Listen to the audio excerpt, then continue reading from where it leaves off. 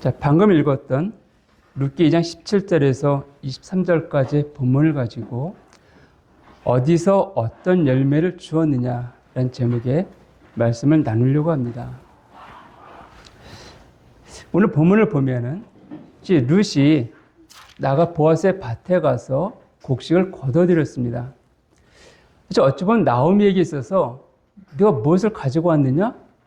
그것은 당연히 나갔으니까 곡식을 가져오는 게 당연했겠죠. 근데 무엇을 갖고 왔느냐? 이렇게 놀래서 하는 질문입니다. 왜 놀랬냐면은 룻이 18절에 보면 그것을 가지고 17절입니다. 룻이 밭에서 저녁까지 죽고 그 주운 것을 떠니 보리가 한 에바쯤 되는지라 이렇게 말하고 있습니다. 그래서 한 에바라는 것은 무게의 단위인데 이것을 이제 좀 우리 키로로 따진다고 하면은 정확하지는 않겠지만 약 13.6kg 정도 됩니다. 자, 하루 나가서 일한 양이 13.6kg다. 요새 우리가 그 자민들 쌀을 사오시면 알겠지만 5kg, 10kg, 20kg 이렇게 되어 있습니다. 저희 집도 10kg짜리 사다가 이렇게 먹고 하는데 상당히 오랜 기간 먹습니다. 제 가족이 4명임에도 불구하고 그 4명이 먹음에도 불구하고 꽤 오랫동안 거의 한 달 가까이 먹기도 할 때가 있거든요. 그러니까 23kg라는 것은 결코 작은 양이 아닙니다. 제가 예전에 이제 그 학생 때죠. 제 아버님이 이제 그 논농사를 이제 하실 때가 있었는데 가서 추수할 때가 있습니다. 그럼 저도 이제 볕단을 저는 뭐 오래 하지 못했지만 이 벼를 베고 묶고 이런 걸 좀 도와드린 적이 있는데 그러다 보면 나달들이 좀 떨어집니다. 근데 그걸 떨어진 걸 모은다 하더라도 많지는 않아요. 물론 오늘 성경에 나왔던 이 보아스 이 당시 이스라엘이기 때문에 율법에 보면은 일부러 나달들을 흘린 것을 줍지 말라고 되어 있고 또 심지어는 과부나 고아를 위해서 약간씩 남겨둘 것을 언급하긴 했습니다. 그럼에도 불구하고 한 여인이 13kg 넘는 양을 거둬들였다? 이게 굉장히 많은 양이죠. 그러니까 나오미가 생각하기에는 이 나오미는 쭉 이대에 살았기 때문에 이 상황을 잘 알고 있습니다. 또 그도 밭에 나가서 일한 적도 있었을 것이고 또 이런 사람들이 거둬들인 것도 보았겠죠.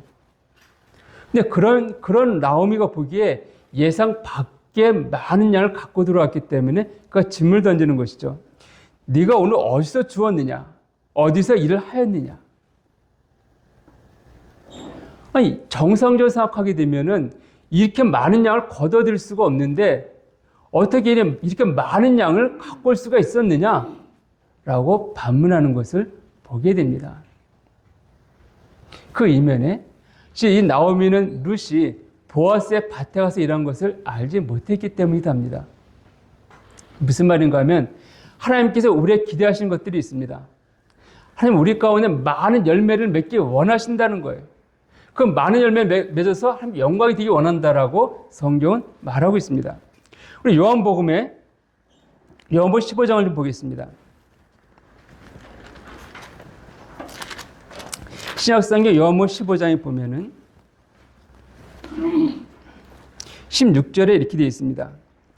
너희가 나를 택한 것이 아니요 내가 너희를 택하여 세웠나니 이는 너희로 가서 열매를 맺게 하고 또 너희 열매가 항상 있게 하여. 하나님께서 우리를 찾아오신 이유, 우리를 만나시고 우리의 구원을 주신 이유는 우리로 하여금 열매를 맺게 하고 그 열매가 항상 있게 하기 위함이다. 또 말씀하십니다. 너희가 그런 열매를 많이 맺으면 왜 우리가 열매를 많이 맺어야 되는가? 그런 열매를 많이 맺으면 15장 8절을 보면 내 아버지께서 영광을 받기 때문이다. 이렇게 말씀하고 있습니다. 즉 하나님께서 우리에게 기대하신 삶, 그래서 우리가 많은 열매를 맺기 원하시는 거예요. 이것은 이 룻기 시대에나 지금 마찬가지입니다. 그래서 우리가 베드로서 1장 8절을 보면은 우리가 열매 없는 자가 되지 말라고 주님이 경고하고 있습니다.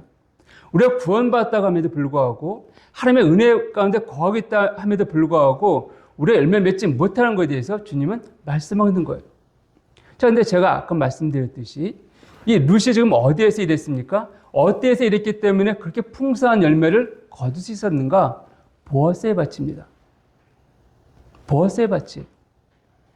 그러니까 우리가 이 땅을 살아가면서 어떻게, 어디에 거했을 때 풍성한 열매를 맺게 되는가?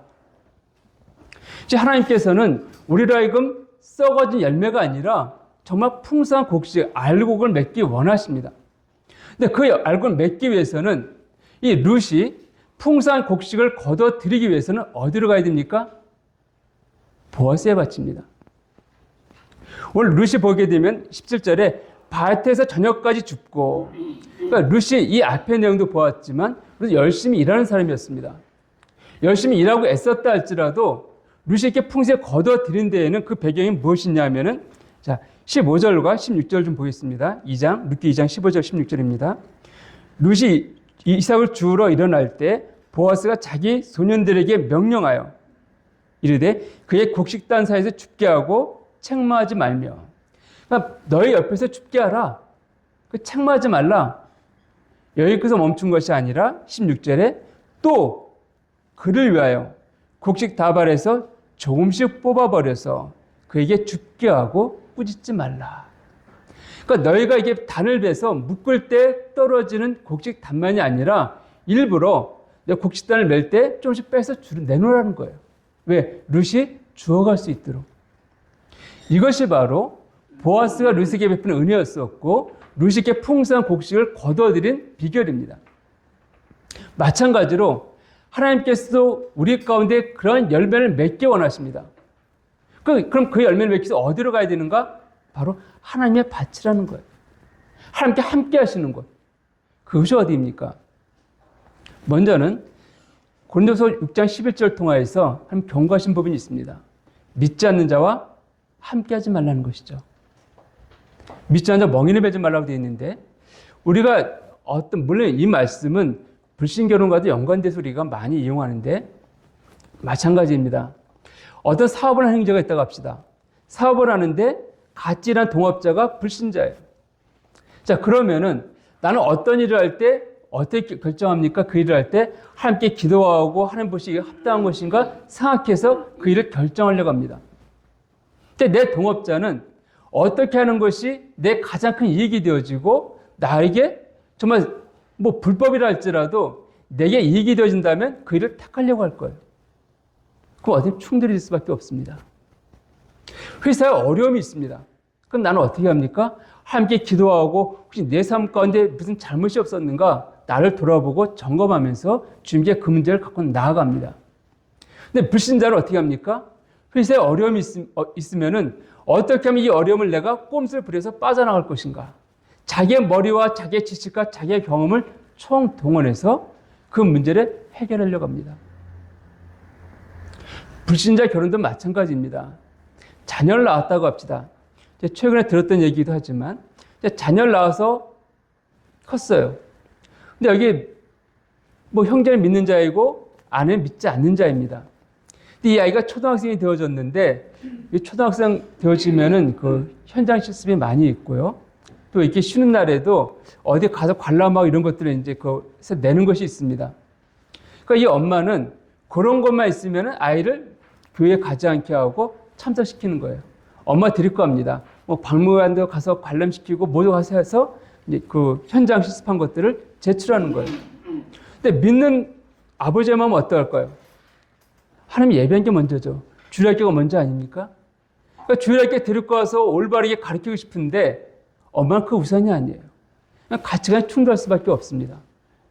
무엇을 하든지 간에 같이 충돌할 수밖에 없는 거예요. 그 안에는 평화와 화평보다는 근심과 다툼과 분란이 더 커질 수밖에 없습니다. 그런 마음 가운데 어떤 열매를 맺을 수 있을까요? 그러니까 우리가 열매를 맺기 위해서 어떻게 됩니까? 먼저 하나님의 사람들과 함께 된다는 거예요. 왜냐하면 그곳엔 누가 있습니까? 하나님이 함께 하시기 때문에 그렇습니다. 그럼 하나님이 함께 하는 곳이 어디인가? 바로 교회죠. 그래서 교회는 모이는 것이 그러합니다. 우리가 교회를 모였을 때 비록 내가 많이 삶 가운데 지치고 힘듦이 있다 할지라도 우리 그 교회 안에서 모였을 때 위로를 받고 쉼을 누리게 됩니다. 새끼 마음이 회복되어지는 거예요. 그러니까 새롭게 삶에 대해서 소망을 갖게 되어지고 또 기대에 힘입어 나가게 됩니다. 이것이 교회가 존재하는 이유예요. 물론 교회가 존재한 이유가 여러 가지가 있습니다. 영혼을 얻기 위한 것도 있고 훈련하고 양육하기 위한 것들도 있습니다. 그러나 우리 인격이 연단되어지고 우리 지친 마음 힘을 얻고 누릴 수 있는 곳, 새로운 삶의 활력소를 갖고 나아갈 수 있는 곳, 그것이 바로 교회라는 거예요.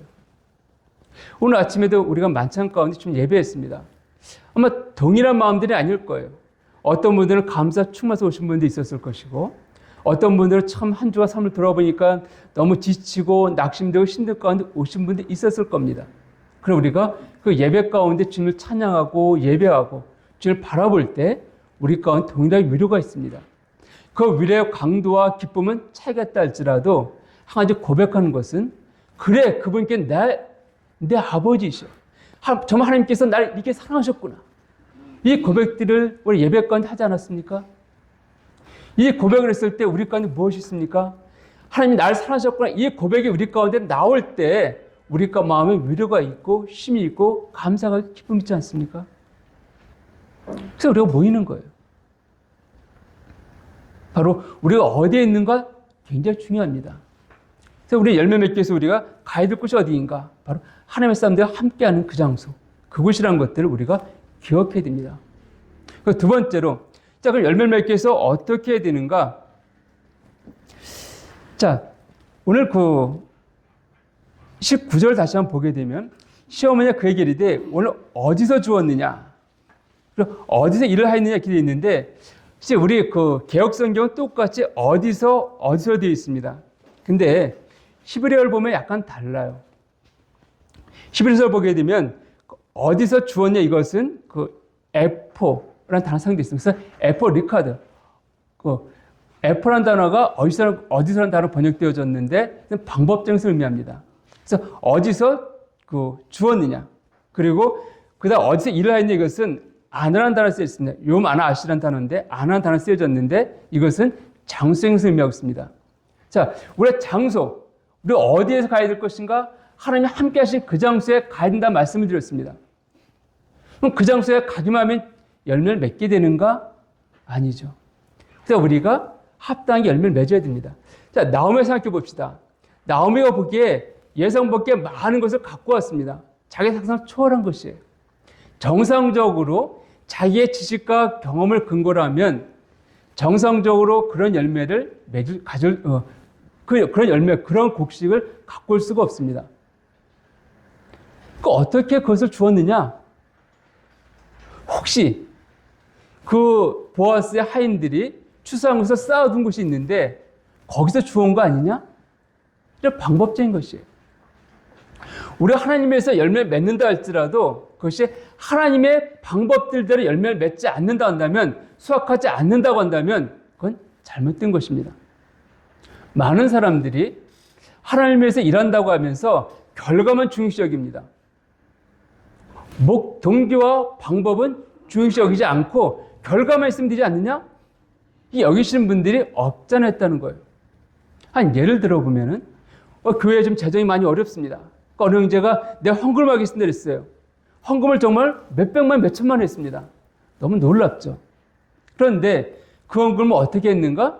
불의한 방법으로 도둑질해서 헌금을 한 거예요. 예를 든다면, 자, 그렇게 됐으면 그것을 우리가 놓고 기뻐할 수 있을까요? 감사할 수 있을까요? 잘했다. 정말 너 믿음이 좋구나. 이렇게 칭찬할 수 있을까요? 그렇지 않다는 것입니다. 결과만 놓고 보게 되면 그 이제 많은 헌금을 통하여서 교회 필요가 채워졌습니다. 또 하나님의 맡긴 사업들을 할 수가 있다는 거예요. 그러나 그의 동기와 방법은 잘못되었습니다. 이것은 옳지 않다는 것이에요. 그럼에도 불구하고 제가 지금 들었던 예는 극단적인 것이지만 많은 사람들이 결과만 중요시 여기고 있고 그의 동기와 방법에 대해서는 가볍게 여길 때가 있습니다. 하나님은 그렇지 않습니다. 하나님 일하신 때는요, 그분이 원하시고 기대하신 열매는 그의 동기와 방법과 결과가 똑같이 하나님의 영광에 부합되어지는 것, 그것을 원하신다는 거예요. 그걸 기대하시고 있습니다. 나오미가 생각하기에 자기 생각과 달랐기 때문에 어떤 방법으로 이렇게 많이 갖고 왔느냐 물어본 거예요. 자, 그러면은 우리가 어떻게 열매를 맺을 수 있을까요? 늘 말씀드리지만 요한복음 15장에서 우리는 그 답을 찾을 수가 있습니다. 여호와 15장을 한번 좀 살펴볼까요? 우리가 이 말씀은 제가 전에도 한번 언급했지만, 자, 다시 한번 좀 보겠습니다. 여기 보게 되면 나는 참 포도나무요 내 아버지는 농부라. 나는 참 포도나무, 예수님께 하신 말씀입니다. 예수님 참 포도나무이고 내 아버지, 즉 성부 하나님은 농부라고 말씀하고 있습니다. 그래서 물은 내게 붙어있어 열매를 맺지 않는 가지는 아버지께서 그것을 제거해 버리시고 물에 열매를 맺는 가지는 더 열매를 맺게 하려 하여 그것을 깨끗하게 하시느니라. 너희는 내가 일러준 말로 이미 깨끗해졌으니 내 안에 거하라. 나도 너희 안에 거하리라. 가지가 포도나무에 붙어있지 아니하면 스스로 열매를 맺을 수 없음 같이 너희도 내 안에 있지 아니하면 그러하니라. 나는 포도나무요 너희는 가지라. 그가 내 안에 내가 그 안에 거하면 사람이 열매를 많이 맺나니 나를 떠나서는 너희가 아무것도 할 수 없음이니라. 사람이 내 안에 거하지 아니하면 가지처럼 밖에 버려져서 마르나니 사람들이 그것을 모아다가 불에 던져 사르느니라. 자, 여기서 열매 맺는 방법이 언급되어 있죠. 열매 누가 어디에 맺힙니까? 열매는 나무가 아니라 가지에 맺힙니다. 나무는 주님이라 말씀하고 있잖아요. 포도나무다. 거기에 붙어 있는 것이 가지입니다.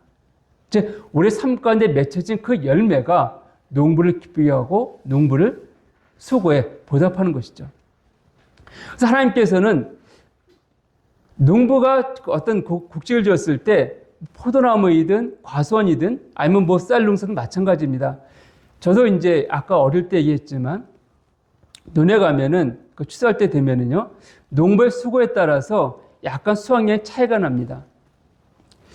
그 지금은 그런 게 거의 없지만은 예전에 그 벼를 심으면 그 피라는 게 있었습니다. 그 피살이라는 표현을 쓰는데 이 피가 뭐냐면은 잎사귀는 벼와 거의 비슷해요. 근데 그 열매는 조그만 그 까만 씨 같습니다. 열매 까만 씨예요. 그러니까 자랄 때에는 쉽게 구분이 안 됩니다. 근데 이제 벼를 심어 놓고 그 피살이라서 몇 번 이제 가게 되는데 저도 따라간 적이 있습니다. 열심히 저도 피를 뽑았어요. 그리고 뽑고 나서는 엄청 혼납니다. 왠지 아세요? 전 피라고 뽑았는데 그 벼예요. 그 어리니까 구분을 잘 못했어요. 그러니까 저는 이건 피다고 뽑아놨는데 나중에 보면 엄청 혼났습니다. 벼를 뽑았다고. 그러니까 자랄 때는 별로 이게 표가 정말 이렇게 해보신 분들은 금세 구분되지만 저같이 그냥 처음 나가거나 한두 번 나간 사람 쉽게 구분하기 어렵습니다. 근데 다 자라고 나면은 이 벼보다 피가 우뚝 솟아나요. 다 자라고 나면 그때 확연히 구분되어지는데 그때 뽑기에 이미 늦어버립니다. 그래서 그 전에 피살을 몇 번, 한 3번 정도 하는 거 기억나는데 자, 근데 농부의 애씀에 따라서 피살을 잘한 벼에는 그 눈에는 피가 별로 없습니다. 그 수확이 더 많아지죠. 근데 농부에 애쓰지 않은 것은 피가 많이 나타나 있어요. 보면 쑥쑥 솟아난 걸 보입니다. 그 눈에 가면은. 그러니까 이 열매도 벼도 피 때문에 이제 손해보게 되어지고 수확한다 하더라도 2중 3중에 수고가 들어가게 되어지고 손해를 보는 것이죠. 그래서 그걸 보고 정말 그 눈을 관리한 사람이 부지런했는지 안 했는지 게으르는지 우리가 판단할 수 있는 것이죠. 그래서 주님께서도 그분 농부이십니다. 그럼 열매가 많이 맺으면 하나님 영광이 되어진다? 정말 그 농부 열심히 했었구나, 수고했구나 이러지 않겠습니까? 근데 농부가 봤을 때 다른 사람 보기에 열매가 별로 없어요. 그럼 저 농부가 게을렀네? 수고하지 않았네? 이러면서 그들을 멸시할 겁니다. 양을 키우는 것도 마찬가지잖아요. 그 목자에게 양이 맡겨졌을 때 그 양이 잃어버린 양 없이 수많은 때가 있으면은 어떻게 합니까? 그 목자에 대해 칭찬합니다. 정말 열심히 수고했구나. 근데 보니까 양들이 삐쩍 말라있고 병들어 있고 어떤 양들 죽어버리니까 사자가 잡아먹는 양들도 많고 하게 되면 저 목자 게으르네? 이렇게 하는 것처럼. 그래서 그 건강하고 많은 양이 목자의 영광이 되는 것처럼 이게 많은 결실을 얻을 수 있는 곡식들은 농부에게 영광이 됩니다. 그래서 하나님께서도 우리가 열매를 많이 맺기 위해서 애쓰시는 거예요. 근데 애쓰는데 어떻게 우리가 열매를 맺는가? 어떻게 열매 맺을까요? 늘 말씀드리지만 사람들이 우리가 오해하는 것이 내가 열매를 맺으려 애쓴다는 겁니다. 내가 수고하는 거예요. 근데 이 포도나무에서 열매를 맺기 위해서는 어떻게 되는가? 하나님 다른 걸 말씀하지 않습니다. 가지가 포도나무에 붙어 있으면 열매를 맺는다 말씀하고 있습니다. 그럼 가지가 포도나무에 붙어 있어서 무엇을 해야 되는가? 없어요. 처음부터 가지 포도나무에 붙어 있습니다. 거기 자라난 거예요. 우리가 믿음을 통하여서 주님과 연합되어졌을 때 그때부터 우리의 생명은 우리의 가지에 싹이 텄고 점점 자라나게 되어지고 열매를 맺게 되어 있습니다. 그러니까 가지가 할 수 있는 것은 포도나무에 그냥 붙어 있는 거예요. 이것이 하는 것입니다. 그러니까 이 포도나무에 붙어 있다 이것은 무엇을 말합니까? 바로 믿음이에요. 그러니까 너희가 내 안에 내가 너희 안에 있다는 이 사실들, 이 사실을 우리가 믿음으로 주장하고 고백하는 것, 이것이 바로 우리가 접붙임되어 있는 거예요. 그렇게 되어지면은 농부의 애쓰는 말미암아 거기 거름이 주어지고 합니다. 그 거름을 누가 빨아들입니까? 나무예요. 나무입니다. 즉 내가 거름을 직접 빨아들인 게 아니라 포도나무 대신 주님께서 그의 생명 우리 가운데 공급해 주는 거예요. 그래서 우리는 내게 공급해 준 그 생명을 경험하고 누리게 되어지면 내 안에 그의 열매들이 자연스럽게 맺힌다라고 성경은 말하고 있습니다. 내가 애써 수고해서 열매 맺는 게 아니에요. 내가 뭐 열심히 전도하고 열심히 뭐 하고 싶지만은 그렇다고 열매 맺지 않습니다. 주님이 함께 하실 때 열매가 맺히는 거예요. 내가 애쓰면 맺혀진 그 열매들은 썩어질 열매들입니다. 내 만족이 될지 모르겠지만 하나님 보시 합당한 열매는 아니라는 거예요. 그러니까 우리가 붙어있는 걸 어떻게 확인할 수 있겠는가? 어떻게 우리가 그분 앞에서 그 생명수, 즉 포도나무가 주는 그 수액이죠. 공급할 수 있겠는가?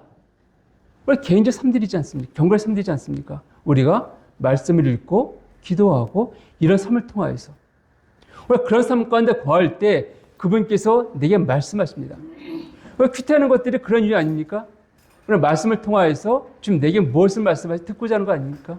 그래서 그분이 말씀하신 앞에 순종할 때 하나님은 나를 통해서 하나님 일들이 이루어 가시는 겁니다. 내가 하나님에서 일하는 게 아니라 내가 그분께 순종할 때 하나님 나를 통해서 하나님 일을 이루어 가시는 거예요. 이것이 성경에서 말하고 있는 방법입니다. 이것이 은혜예요. 그러니까 이렇게 해서 열매가 맺혔기 때문에 자, 열매 맺혔는데 내가 한 일이 무엇이었나요? 없습니다. 그냥 가지에 붙는 것밖에 없어요. 가지에 붙어 있으니까 농부의 애씀으로 말미암아 포도나무 진 주님께서 수액을 끌어올리셔갖고 그 생명수를 내게 공급해 주셨습니다. 그래서 난 그걸 생명에서 받아들이다 보니까 자연스럽게 내 안에 열매 맺힌 거예요. 그러니까 내가 아니라 주님, 당신이 하셨습니다. 이런 고백이 나오는 것이죠. 그러니까요. 그러니까 요한계시록 4장에 보면은 24장로들이 어린 양 앞에 모여 있습니다.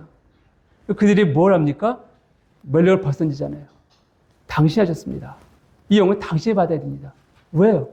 주님께서는 너희들이 수고하고 애썼다고 우리 가운데 멸류관을 허락하시는데 우리는 내가 있어서 수고한 게 아무것도 없습니다. 내가 있어서 맺은 열매가 없습니다. 하나님께서 나를 통해 하셨던 그 일입니다. 그러니까 내가 아니라 주님께서 하셨습니다. 그러니까 내가 받은 영광은 없습니다. 이렇게 고백되어지는 거예요. 근데 이게 열매 정상적인데 열매 맺지 못하는 방법이 포도나무가 열매 맺지 못할 때가 있습니다. 2절에 보면은 자, 요번 15장 2절을 볼까요? 물은 내게 있어 내게 붙어있어 열매를 맺지 아니하는 가지는 아버지께 그것을 제거해 버리시고 물은 열매 맺는 가지는 더 열매를 맺게 하려 그것을 깨끗게 하시느니라. 자, 내게 붙어있어 열매를 맺지 아니하는 가지, 붙어있어 열매를 맺지 아니하는 가지는 아버지가 어떻게 한다고요? 제거해 버리신다. 자, 붙어있으면 열매를 맺어야 됩니다. 근데 맺지 못한다는 거예요. 그럼 제거해 버린다? 자, 나는 믿음을 주님께 부침받았습니다. 근데 내가 내 삶에 열매가 없으면 나를 잘라 버리신다? 그 뒤에 6절 가게 되어지면 불에 던져 산다 되어 있는데 열매를 맺지 못하면 내가 이런 삶을 사는 것인가? 이렇게 되어지는 것인가? 이렇게 생각할 수 있습니다. 물론 이렇게 생각하는 것도 정상적이긴 하지만 우리는 말씀을 통하여서 근데요. 여기 15장 2절에 그걸 제거해버린다. 잘라버린다. 이것이 헬라어 동사가 에이렌 단어입니다. 에이레.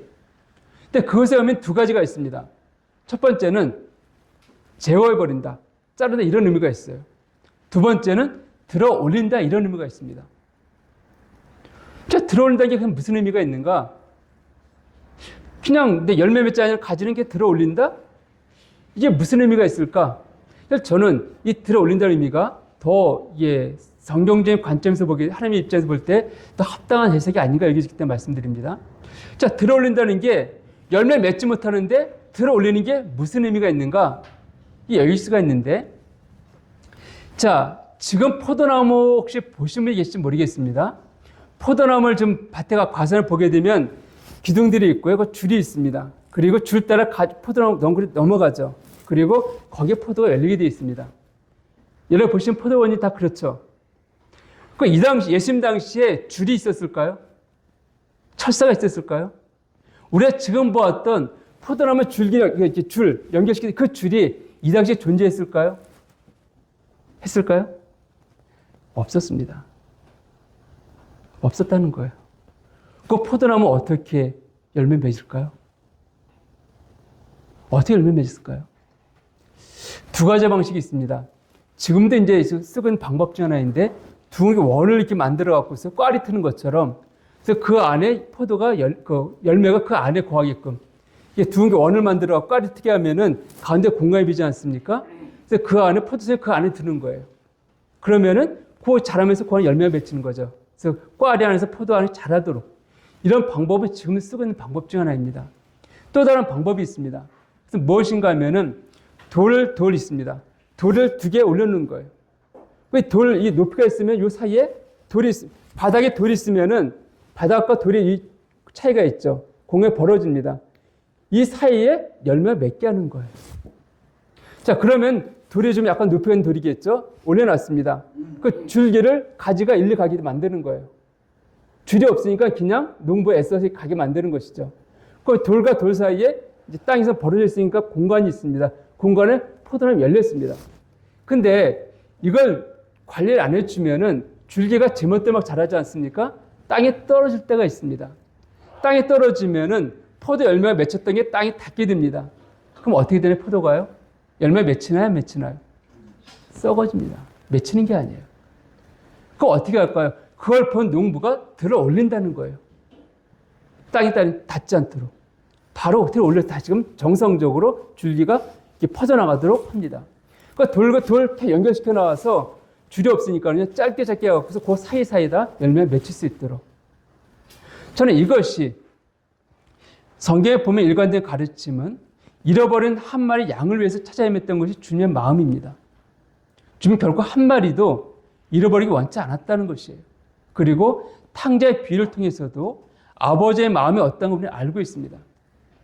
하나님께서는 우리 열매 맺지 못한다고 제거해버리는 게 아니라 왜 열매를 맺지 못하지? 그걸 살펴보시고 맺게 하시는, 이것이 바로 하나님의 은혜이고 사랑이라고 여겨지는 거예요. 우리가 살다 보면은 우리 삶 가운데 정말 너무 힘들 때가 있습니다. 어려울 때가 있다는 거예요. 기도가 막혀버릴 때가 있습니다. 그 어떤 열매도 기대하지 못한 그런 상황 가운데 우리가 거할 때가 있습니다. 그래서 어떤 책에서 이 글을 보았는데 이런 표현이 있습니다.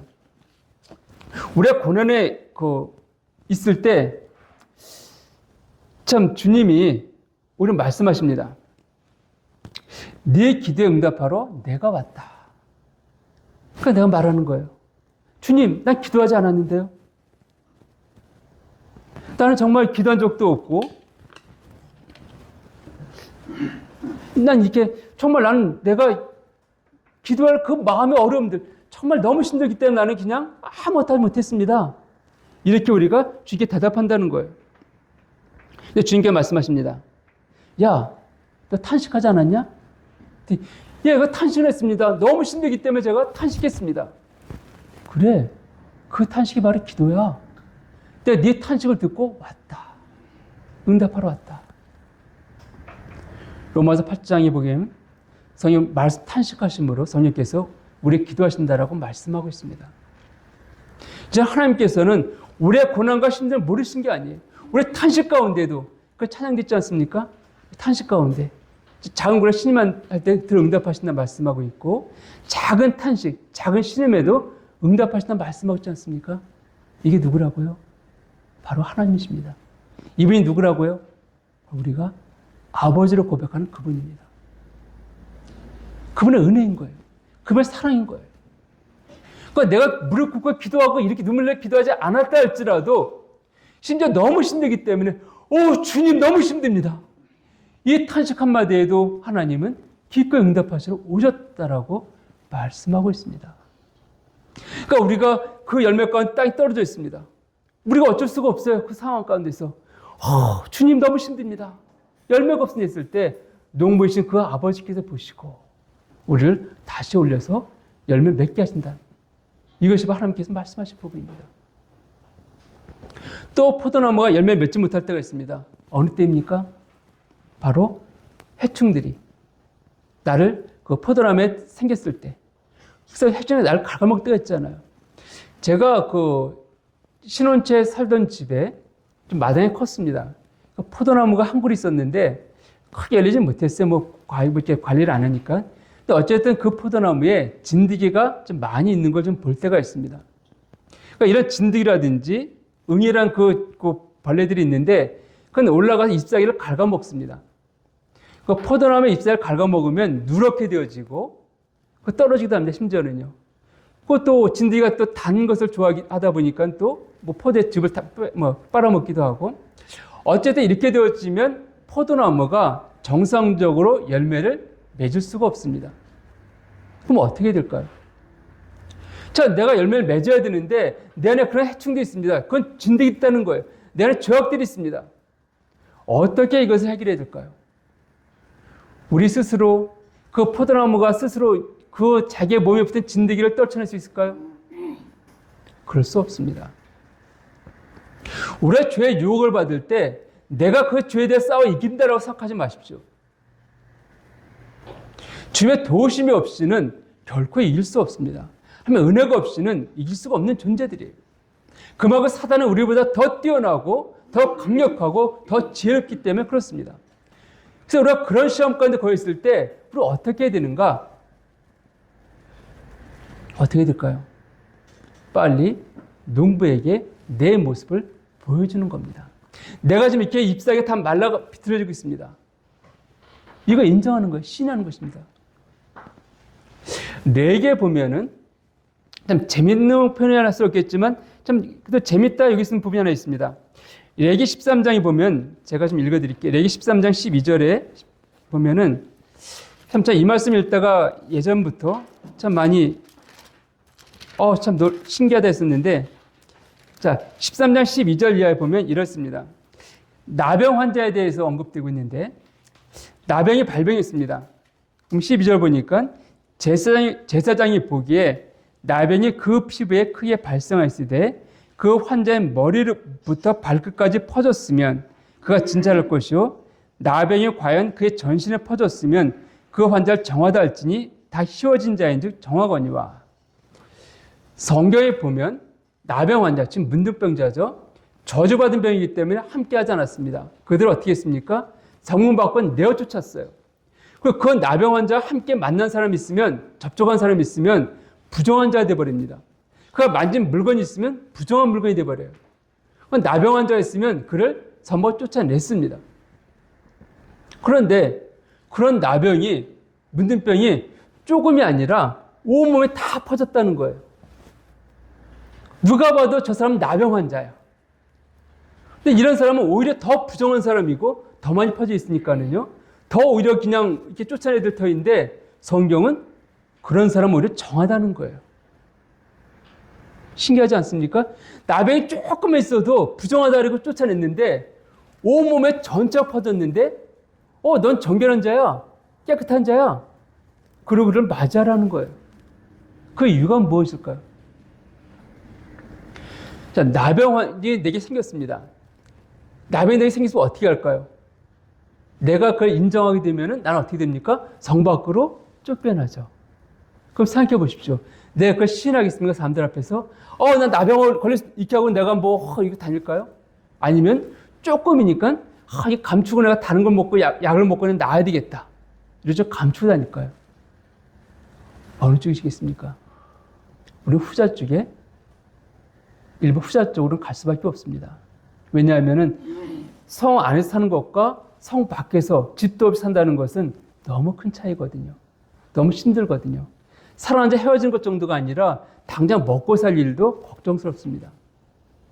그래서 사람들이 나로 하여금 부정환자를 이렇게 하는 것들도 너무 힘들어요.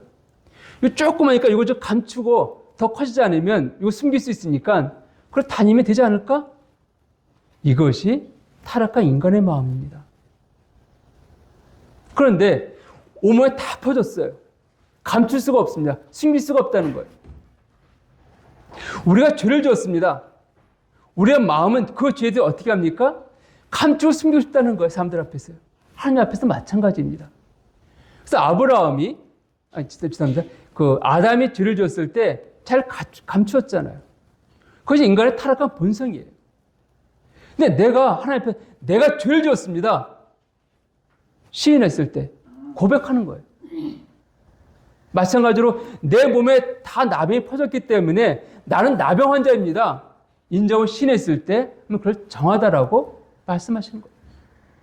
우리가 우리 죄를 시인했을 때는 정하다 하신 것처럼 내 몸에 그러한 것이 포도나무 잎에 그런 불이한 게 있을 때 그 포도나무 잎은 어떻게 됩니까? 부끄러운 이유가 다른 잎에 숨는 게 아니라 우리 농부에게 빨리 보임을 통해서 치료받아야 된다 이 의미예요. 근데 아까 레기 13장 14절 하나 더 보게 되면 자 12절 13절은 온몸에 다 생겼으면 정하다 되어 있는데 14절 보면 아무 때든지 그에게 생사를 보이면 그는 부정한지요. 자, 생사를 보였다는 것은 나병이 치료가 되고 있다는 거예요. 나병이 문제병에서 새로운 살이 돋아났다? 그럼 회복되고 있네? 이렇게 여길 수가 있잖아요. 근데 성경은 그를 부정한 자다라고 말하고 있습니다. 왜요? 자, 우리가 죄를 지었습니다. 근데 그 죄를 짓고 나서는 조금 내가 새롭게 하나님 앞에서 좀 의로운 모습을 나타낼 때가 있습니다. 내 마음을 통해서 내가 이게 죄를 지었는데 하나님 보시기에 좀 율법적으로 좀 의롭게 보이려고 애쓰고 수고할 때가 있다는 거예요. 그래서 사람들 보기에 좀 의롭네, 믿음이 좋네 여길 때가 있습니다. 나병인 것을 감추는 모습이죠. 그것은요. 하나님 그때 그를 의롭지 않다라고 말씀하십니다. 그러니까 내가 내 행위를 갖고서 내 나병을 새로운 살아나는 것, 즉 내가 내 행위로 내가 의롭지 못했던 것을 의로운 모습 변화시키는 게 아니라 그런 행위는 우리 하나님 부정하다 말씀하시는 것이고 내가 죄를 지었을 때 나병이 되어졌을 때 나는 나병 환자입니다. 문둥병자입니다. 고백했을 때 하나님 그 의롭다 말씀하신 것처럼 우리 삶 가운데 그런 열매들이 맺힌 그 합당치 않은 모습이 나타났을 때 잎사귀에 진드기가 생겨서 막 그 잎사귀가 썩어져 갈 때 숨기는 게 아니라 시인함을 통하여서 우리는 풍성한 열매를 맺을 수 있다는 성경은 말하고 있습니다. 자, 한 절만 더 보고 오늘 말씀 마치겠습니다. 2장 22절 보면 룻기 2장 22절입니다. 나오미가 며느리 룻에게 이르되 딸아 너는 그의 소녀들과 함께 나가고 다른 밭에서 사람을 만나지 않으면 좋은 일을 하는지라. 자, 보아스가 룻에게 말했습니다. 넌 다른 밭에 가지 말고 여기에 있으라. 나오미에게 그 얘기했을 때 그래 맞아 너는 보아스 밭에만 있어 라고 말합니다. 여기서 이제 나중에 다시 한번 다음에 공부할 때 나오겠지만 이 보아스는 주님을 상징한다면 나오미는 성령을 상징한다 할 수 있습니다. 근데 어쨌든 간에 보아스가 여기 내 밭에 있으라고 말씀하고 있습니다. 그럼 밭에 나가면 어떻게 되어지는가? 우리가 보기에 은혜 가운데 거할 때 그 은혜를 모를 때가 있습니다. 저희가 하면 더 크게 뭔가 얻을 것 같아요. 내가 지금 이게 사업하는데 잘 되고 있는 것 같지만은 저렇게 하나님 앞에 무릎 꿇지 않고 인간의 방법을 좀 동원한다고 하면은 더 풍성하게 더 잘 될 것 같은 생각이 들 때가 있습니다. 이게 다른 밭이죠. 마치 남의 떡이 커 보인다고 하듯이 성경은 뭘 말하고 있냐면 나오면 며느리 룻에게 이르되 내 딸아 너는 그의 소녀들과 함께 나가고 다른 밭 사람을 만나지 아니하는 것이 좋으니라. 여기 만나지 이 단어가요. 만났다 이 단어가 히브리어로 파라란 단어입니다. 이 의미는 만나다, 다투다, 공격하다 이런 의미예요. 그래서 여기서 공동 번역은 이렇게 번역하고 있는데 다른 밭에 갔더니 공동 번역입니다. 다른 밭에 갔다가 남자들에게 욕을 당할 염려가 없게 되었구나. 그러니까 네가 다른 밭에 일하게 되었지만 그렇게 불의한 일을 당할 수 있다. 이런 의미예요. 실제 우리가 믿음의 사람들에서 벗어났을 때, 세상 가운데 거했을 때 얼마나 많은 시험과 유혹과 어려움을 당했습니까? 우리 경험하고 있지 않습니까? 그래서 하나님은 하나님의 밭에 거할 것을 말씀하고 있습니다. 오늘 이 말씀 우리 가운데 말씀하신 부분입니다. 여러분, 우리 어떻게 열매를 맺습니까? 그리스도와 접붙임되어 있으면, 거기에 붙어 있으면 하나님 일하십니다. 그리고 그 열매 가운데 혹시 맺지 못한 그 부분이 있을 때 그럼 어떻게 하십니까? 나보다 나를 더 잘하시는 하나님께서 열매 맺음 도우시는 분임을 기억하시기 바랍니다. 하나님은요, 우리가 열매를 많이 맺을 때 그 영광이 든다라고 말씀하고 있습니다. 그래서 그분은 오늘도 쉬지 않고 일하십니다. 무엇을 위해서요? 내 안에 그 열매 풍성히 맺히게 하시기 위해서요. 내가 그 하나님 일하심을 인정하고 언제 주님께 연합되어 있다 한다면 나를 통해서 풍성 열매 맺으실 것이고 영광을 받으실 것입니다.